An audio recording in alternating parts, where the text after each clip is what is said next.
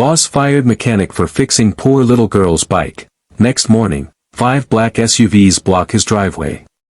It was the kind of December morning that bit at your skin and tugged at your heart. Snow flurries danced across the cracked sidewalks of Asheville, a small American town where neighbors knew each other's dogs better than their birthdays. Inside Buster's auto shop, the scent of grease, coffee, and old country music clung to the walls like memories. Jamal, a tall, broad-shouldered mechanic with hands like shovels and a heart that somehow felt even bigger, was bent under the hood of a beat-up Ford, humming quietly to himself. He wasn't just good with cars, he had a gift, like he could hear what the engine was feeling. That's when he saw her. She stood outside the shop window, a little girl no older than 8, shivering in a coat 2 sizes too small, clutching the handlebars of a pink bike whose chain hung limp and rusted. Her shoes had holes, her cheeks were wind-burnt, and yet she looked up at Jamal like he was the closest thing to a superhero she'd ever seen. He stepped out, wiping his hands on a rag. "Hey there, princess. What's your name?" "Emily," she said, her voice soft but brave. "My bike's sick.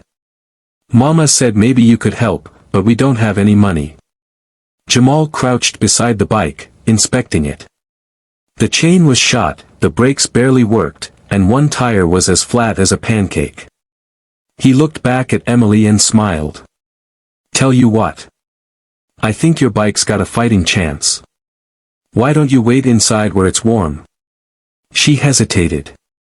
"But, we can't pay." "Don't worry about that," he said, patting her shoulder.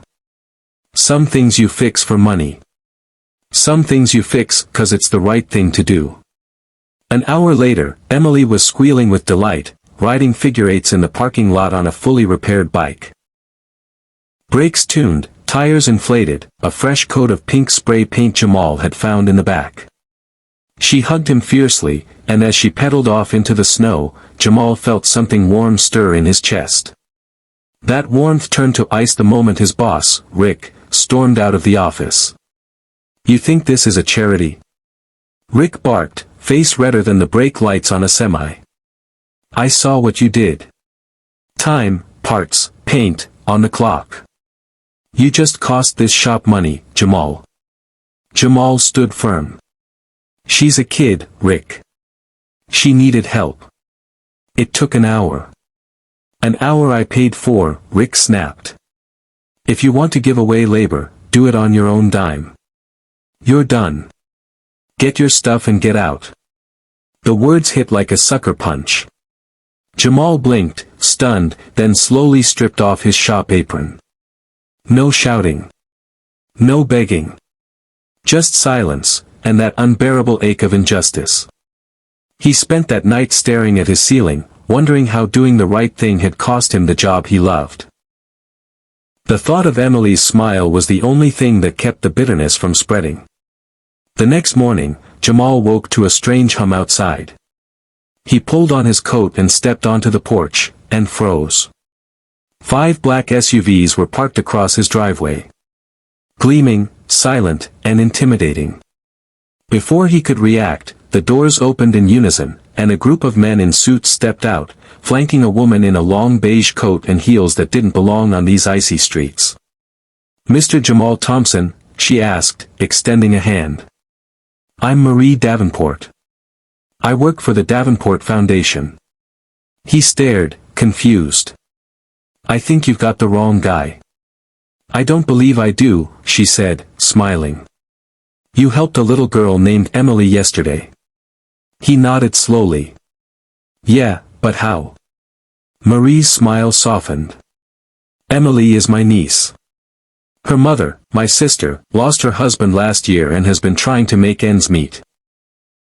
Yesterday, Emily came home talking about an angel mechanic who fixed her bike and didn't ask for anything in return. My sister told me what happened. So I did some digging." Jamal rubbed his temples. "Look, I wasn't looking for attention. I just didn't want her to feel like the world was cold. And because of that," Marie said, "we want to offer you a position. Our foundation funds and manages community outreach programs, mechanic apprenticeships, workshops, even free repair clinics for families in need. We've been looking for someone exactly like you to run our new center in town." He laughed, incredulous. "You're serious?" "As a heart attack," she said. "Full salary, full benefits, your own team. And more than that, you'll be doing what you love, but for the people who need it most." Jamal's throat tightened. For the first time in years, he felt like someone saw him, not just for what he could do with tools, but for who he was. "But why go through all this?" he asked, glancing at the line of SUVs. Marie stepped closer, her voice lowering. "Because the world doesn't need more people chasing dollars. It needs more people who fix what's broken without being asked, people who remind us what humanity looks like. You didn't just fix a bike yesterday. You showed a little girl that kindness still exists." Tears burned at the corners of Jamal's eyes as he nodded, overwhelmed. By spring, the garage at the edge of town bore a new sign, Jamal's Community Auto Center. Kids lined up to learn how to change tires. Single mothers dropped off cars that wouldn't start.